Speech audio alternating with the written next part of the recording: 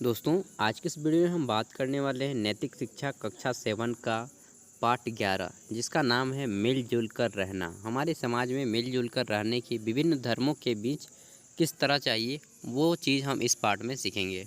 तो देखिए, यहाँ पे ओम लिखा है, यहाँ पे क्रिश्चियन धर्म का भी साइन है, ठीक ना।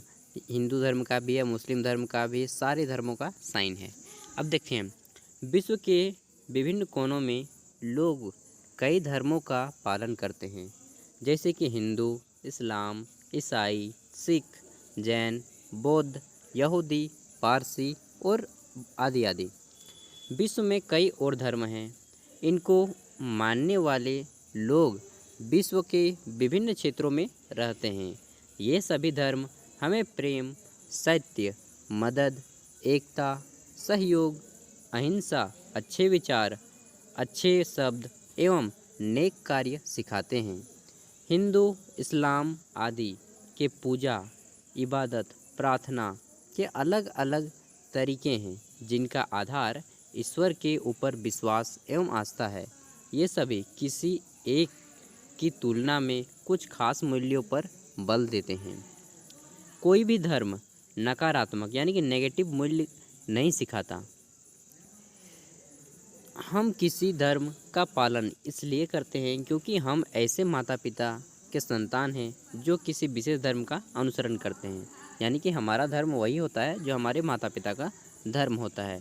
जैसे कि अगर आप इस्लाम घर में जन्म लिए या फिर आप हिंदू घर में जन्म लिए, तो आपका भी धर्म हिंदू या इस्लाम माना जाएगा। विश्व के सभी धर्म किसी न किसी संस्था विशेष से उत्पन्न होकर विश्व के अन्य भागों में फैल गए हैं। हिंदू धर्म भारत में उत्पन्न होकर नेपाल और अन्य भागों में फैला है। बौद्ध धर्म, जिसमें गौतम बुद्ध को पूजा जाता है, ठीक ना, बौद्ध धर्म भारत में ही उत्पन्न हुआ और कहाँ कहाँ फैल गया? चीन में फैल गया, जापान में फैल गया, म्यांमार जिसे आप बर्मा बोलते हैं, उसके बाद थाईलैंड और श्रीलंका जैसे देशों में भी फैल गया है। जैन धर्म, जिसके तीर्थकार महावीर स्वामी, पार्श्वनाथ आदि को माना जाता है, सिख धर्म, इन सभी की उत्पत्ति भारत में हुई है, लेकिन यह धर्म विदेशों में भी फैला है। उसी तरह पारसी धर्म और ईरानी धर्म पर्सिया में उत्पन्न हुआ और बाद में भारत और दूसरे देशों में इसका फैलाव हो गया। ईसाई धर्म की उत्पत्ति पश्चिमी एशिया में हुई और बाद में अमेरिका, ऑस्ट्रेलिया। ईसाई धर्म, जिसे आप क्रिश्चियन भी बोलते हैं, ठीक ना, ईसाई धर्म की उत्पत्ति कहाँ पे हुई? ईसाई धर्म की उत्पत्ति पश्चिमी एशिया में हुआ था, ठीक। लेकिन इनका जो फैलाव हो गया वह हो गया अमेरिका, ऑस्ट्रेलिया जैसे अन्य देशों में। विश्व में सबसे ज़्यादा जो धर्म है वह ईसाई धर्म की ही संख्या है। इस्लाम की उत्पत्ति मध्य पूर्व में हुई तथा बाद में इसका विस्तार कई देशों में हुआ, जैसे पाकिस्तान, बांग्लादेश, यमन, मिस्र, अफ्रीका, इंडोनेशिया जैसे देशों में हुआ। हमारी तरह ही दूसरे लोग भी किसी दूसरे धर्म का पालन करते हैं, क्योंकि उनका जन्म ऐसे परिवार में हुआ था जो किसी विशेष धर्म का पालन करते हैं।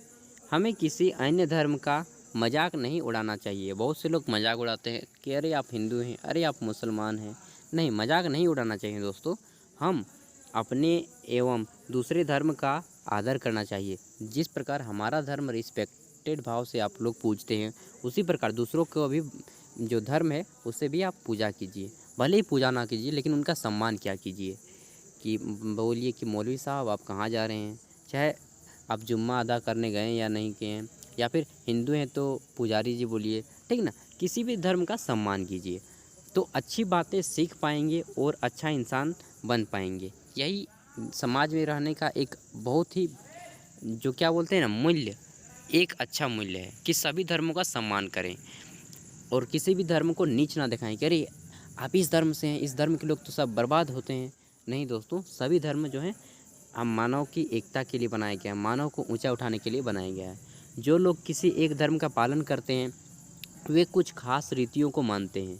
जैसे हिंदू अपनी पूजा खास ढंग से करते हैं, उसके बाद वे देवी देवताओं की मूर्तियों की पूजा करते हैं, दरवाजे पर तोरण टांगते हैं, दरवाजे के सामने रंगोली बनाते हैं।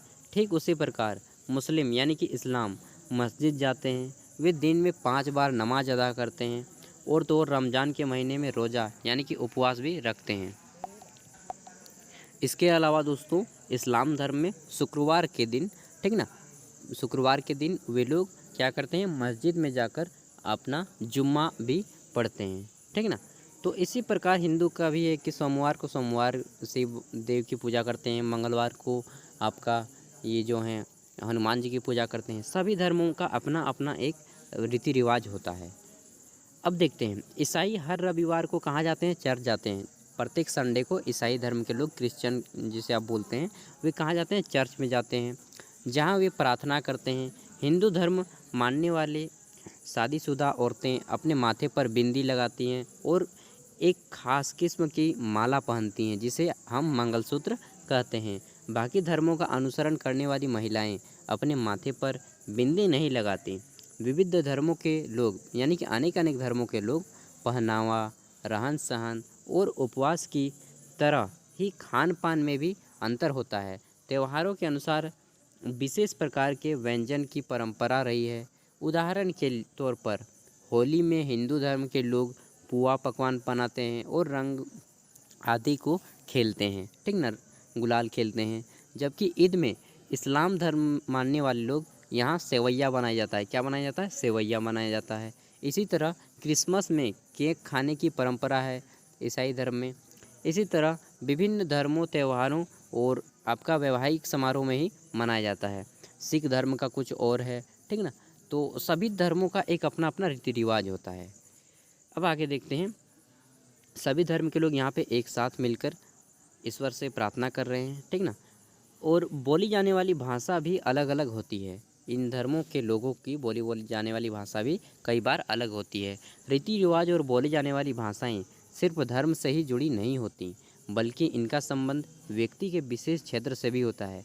जैसे आप जाएंगे अगर किसी दूसरे देश में, तो वहाँ पे अंग्रेज़ी बोला जाता है, लेकिन वहाँ के लोग भी इस्लाम हो सकते हैं। ये नहीं कि वे अंग्रेज़ी बोलेंगे तो वे ईसाई धर्म यानी कि क्रिश्चियन ही होंगे, कोई ज़रूरी नहीं है। भाषा का कदापि संबंध किसी धर्म से नहीं है। उदाहरण के लिए पंजाबियों के अपने खास तरह के त्योहारों और वैवाहिक समारोह होते हैं। उनकी भाषा उन लोगों से भिन्न होती है जो झारखंड और राजस्थान या गुजरात में रहते हैं। तो दोस्तों क्षेत्र यानी कि जगह के अनुसार भी लोगों की भाषा बदलती रहती है। हमारे लिए यह जानना जरूरी है कि रीति रिवाज कुछ लोगों या धार्मिक गुरुओं द्वारा बनाए गए हैं। जितने भी रीति रिवाज होते हैं ना, वे मनुष्य द्वारा ही बनाए गए हैं। वे हमारे ऋषि मुनि या फिर हमारे पूर्वजों द्वारा ही बनाए गए हैं। किसी भी धर्म के, चाहे आप कोई भी धर्म का उठा लीजिए, अगर हिंदू धर्म में गीता बनाई गई है तो वह भी किसी ऋषि द्वारा बनाई गई है। भले आप उसे वेद व्यास बोलें, ठीक ना, चाहे आप किसी अन्य नाम दें। जैसे रामायण वाल्मीकि ने बनाया, उसी तरह कुरान शरीफ को भी किसी ने बनाया, उसी तरह बाइबल को भी किसी ने बनाया, गुरु ग्रंथ साहिब को भी किसी ने बनाया है। जितने भी लोगों ने बनाया है वे सभी कि कोई मनुष्य ही थे, ठीक ना। भगवान ने कोई रूप नोट नहीं छापा है, इस सत्य को जान लीजिए, ठीक। इसलिए वे भगवान या संत द्वारा नहीं बनाए गए हैं। इसी वजह से हमें रीति रिवाजों को पालन को लेकर कठोर नहीं होना चाहिए कि एकदम कठोर से कठोर अपने को करना है और इस पालन को करना ही है। इस तरह की हट नहीं रखनी चाहिए। बदलते समय की ज़रूरतों के साथ रीति रिवाज बदलने और उन्हें बदलते रहना चाहिए। समय के साथ बदलना सीखिए दोस्तों, ठीक ना। जिस तरह समय बदलता है, अपने रीति रिवाज और ख़ुद को भी बदलने की कोशिश कीजिए, क्योंकि समय के साथ साथ जो कोयला भी होता है ना, हीरे में परिवर्तित हो जाता है। समय ही ना लगता है, कोयले को हीरे में परिवर्तित होने के लिए क्या लगता है, समय लगता है। तो समय के साथ सब कुछ बदलता है, आप भी बदलिए। ईश्वर एक है, वह विभिन्न नामों से जाना जाता है। हर धर्म सकारात्मक मूल्य यानी कि पॉजिटिव अप्रोच देता है। सत्य, अहिंसा, भाईचारा, सहयोग, ईमानदारी सिखाता है। प्रत्येक धर्म दूसरों के धर्मों का आदर करने से हमें खुशी मिलती है एवं भाईचारा बढ़ता है, ठीक ना। तो दोस्तों इस पाठ का हमारा मुख्य उद्देश्य यही है कि आप प्रत्येक धर्म का सम्मान करें, अपने धर्म को भी पालन करें और ज़रूरत पड़ने पर उनको समय के साथ परिवर्तित भी करें। इस पाठ का हमारा मुख्य उद्देश्य यही है। अब देखिए अभ्यास यानी कि एक्सरसाइज पे हम आते हैं। तो देखिए तालिका पे देखते हैं, ये कथन है और यहाँ पे सही है या गलत आपको बताना है। और यहाँ पे क्योंकि नहीं जानेंगे हम, केवल सही या गलत जानेंगे। हमें आपस में मिलजुल कर रहना चाहिए, हाँ हमें आपस में मिलजुल कर रहना चाहिए, सही है। सभी धर्मों का आदर करना चाहिए, बिल्कुल सही है। रीति रिवाजों के पालन में कठोर होना चाहिए? नहीं, रीति रिवाजों के पालन में कठोर नहीं होना चाहिए। कई बार देखा जाता है कि लोग बीमार होते हैं या फिर स्वस्थ नहीं होते, फिर भी वे उपवास या रोज़ा रखते हैं या फिर ज़बरदस्ती उस रीति रिवाज को पालन करते हैं। नहीं, ऐसी स्थिति में आपको रीति रिवाजों का पालन नहीं करना चाहिए। ठीक, कठोर मत होइए रीति रिवाजों को लेकर। भारत की अनेकता में एकता है। हाँ, भारत में भले ही विभिन्न धर्मों के लोग रहते हैं, लेकिन जब देश की विपद परिस्थिति आती है तो वे सभी एकता में बंध जाते हैं। अहिंसा परम धर्म है। हाँ बिल्कुल, अहिंसा जो है ना परम धर्म है, और इसे महात्मा गांधी ने भी बताया था। आप किस धर्म का पालन करते हैं और क्यों? मैं हिंदू धर्म का पालन करता हूँ, लेकिन साथ ही मैं मुसलमान धर्म में भी सहयोग करता हूँ, क्रिश्चियन धर्म में भी सहयोग करता हूँ। किसी भी धर्म का मैं दूसरों को हीन भाव नहीं दिखाता। वैसे तो मैं जुम्मा भी अदा करता हूँ, कभी कभार चर्च भी चला जाता हूँ, कभी कभार आपका गुरु ग्रंथ साहिबा को भी पढ़ लेता हूँ। तो सभी धर्मों का पालन कर। देखिए, एक सच्चा व्यक्ति जो होता है ना आस्तिक होता है ना नास्तिक होता है, वह वास्तविक होता है, यानी कि वह सभी धर्मों को अपना धर्म मानता है। हम धार्मिक स्थलों पर जाते हैं तो क्या करते हैं? हम धार्मिक स्थलों पर जाते हैं तो अपने रीति रिवाजों को पूरा करते हैं। आपको अन्य कितने धर्मों की जानकारी है? सूची बनाइए। देखिए, मुझे कितने धर्मों की जानकारी है वो मैं बता देता हूँ।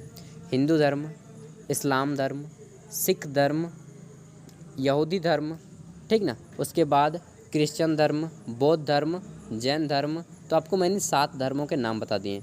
वैसे और 1-2 धर्म है पूरे विश्व में, 7 या 8 धर्म। सरना धर्म, चलिए 8 धर्म, और बहुत से आदिवासियों के छोटे छोटे धर्म होते हैं। तो सभी का अपना एक महत्व है, किसी को भी छोटा नहीं समझना है, ठीक ना।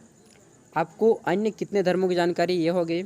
किसी अन्य धर्म को मानने वाले अपने सहयोगी सहपाठियों यानी कि क्लास में बैठने वाले आपके साथी, उनके धर्म के बारे में जानकारी कीजिए। एक दूसरे की सहायता से विभिन्न धर्मों की अच्छी बातों की सूची बनाइए। तो मेरे बहुत सारे दोस्त इस्लाम धर्म से हैं और मैंने उनसे बहुत कुछ सीखा है। बहुत सारे दोस्त मेरे क्रिश्चियन भी हैं, तो मैंने उनसे भी बहुत कुछ सीखा है, बाइबल से। तो बहुत सारी चीज़ें दोस्तों, प्रत्येक धर्म में आपको बहुत सारी अच्छी अच्छी चीज़ें सीखने को मिलेंगी, बशर्ते कि आप सीखने के लायक होना चाहिए। सभी धर्म को अपना मतलब रिस्पेक्ट के भाव से पालना चाहिए, मानना चाहिए। अपने शिक्षक की सहायता से एक एकांकी तैयार कीजिए, ये ज़रूरी नहीं है। आइए देखते हैं नीचे धर्मों की सूची दी जा रही है, उनके सामने अन्य विषयों को भरिए। जैसे कि हिंदू कहाँ जाते हैं? धार्मिक स्थल मंदिर होता है, और धार्मिक चिन्ह जैसे कि ओम का चिन्ह हो गया या फिर स्वास्तिक चिन्ह हो गया, ठीक ना। और धार्मिक ग्रंथ क्या है? गीता है, वेद है। इस्लाम कहाँ जाते हैं? मस्जिद में जाते हैं। ईसाई कहाँ जाते हैं? चर्च में जाते हैं। बौद्ध कहाँ जाते हैं? तो बौद्ध जाते हैं बौद्ध मठ। जैन कहाँ जाते हैं? तो जैन धर्म के लोग जाते हैं आपका जैसे कि एलोरा की गुफाएँ हो गई, ठीक है ना। तो उसी तरह जगहों पे जाते हैं, जैसे कि पारसनाथ हो गया, तो मुझे नाम तो नहीं मालूम। अब पारसी और सिख कहाँ जाते हैं? तो ये जाते हैं गुरुद्वारा जाते हैं, और पारसी कहाँ जाते हैं ये मालूम नहीं।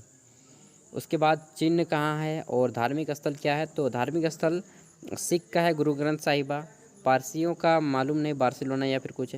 जैन धर्म का है, जैन धर्म का बहुत सारे हैं, जितने भी महावीर स्वामी ने ग्रंथ लिखे हैं, अचरांग संहिता या फिर कुछ नाम है। बौद्ध धर्म का है त्रिपिटक, सूत पिटक, विनय पिटक और अभिधम्म पिटक, ठीक ना। जातक कथाएँ हैं। उसके बाद ईसाई धर्म में आपका बाइबिल है, इस्लाम धर्म में आपका कुरान शरीफ है। तो इस प्रकार है। देखिए, यहाँ पे जिस प्रकार सभी धर्मों के लोग एक साथ रहें, उसी प्रकार दोस्तों हमें समाज में एक साथ रहना है और अपने समाज को सुदृढ़ रखना है, अच्छे ढंग का एक अच्छा नागरिक बनना है। तो आज की इस वीडियो में बस इतना ही, फिर मिलते हैं अगले वीडियो के साथ। तब तक के लिए भाई पढ़िए, अपने हक के लड़िए, खुद भी आगे बढ़िए, देश को भी आगे बढ़ाइए, देश को एकता के सूत्र में बांधे रखिए। और अगर आपको हमारी वीडियो पसंद आई हो तो प्लीज़ चैनल को सब्सक्राइब कीजिएगा, बेल के आइकन को प्रेस कीजिएगा और अन्य दोस्तों को भी शेयर कीजिएगा। बाय बाय, अपने स्वास्थ्य का ख्याल रखिएगा।